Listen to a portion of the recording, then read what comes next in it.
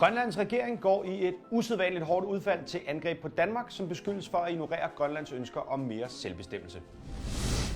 Arrogancen er altødelæggende for vores relationer i rigsfællesskabet, siger Grønlands udenrigsminister og spydspids i Grønlands krav om mere indflydelse, Vitus Kajak i Sok. Men behandler vi danskere overhovedet grønlænderne så dårligt, eller skal de bare snuppe sig en tudebajer? Til at besvare det spørgsmål har vi historieprofessor Per i Nærum med os.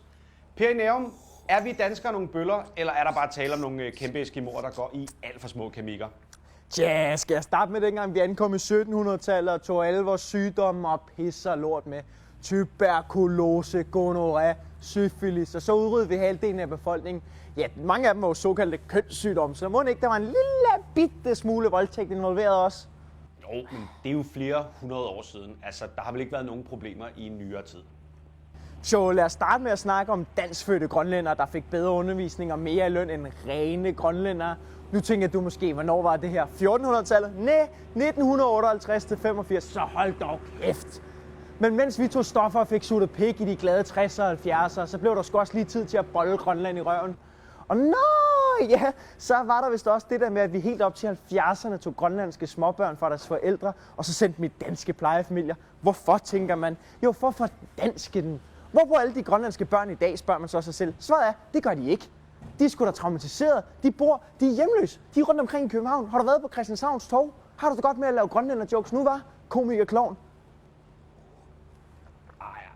Ej, okay. Det lyder selvfølgelig også ret sindssygt, men Thulebasen, hvad er problemet? Kan den ikke bare få lov at blive liggende? Thulebasen? Altså udover at det er Danmark og ikke Grønland, der er skummet fløden på den militærbase, så er det jo oprigtigt en by, hvor man gav folk 3 dage til at få af, fordi nu skulle amerikanerne være her. Det er der ikke som sådan noget nyt i, altså. PSA indfødte mand, USA.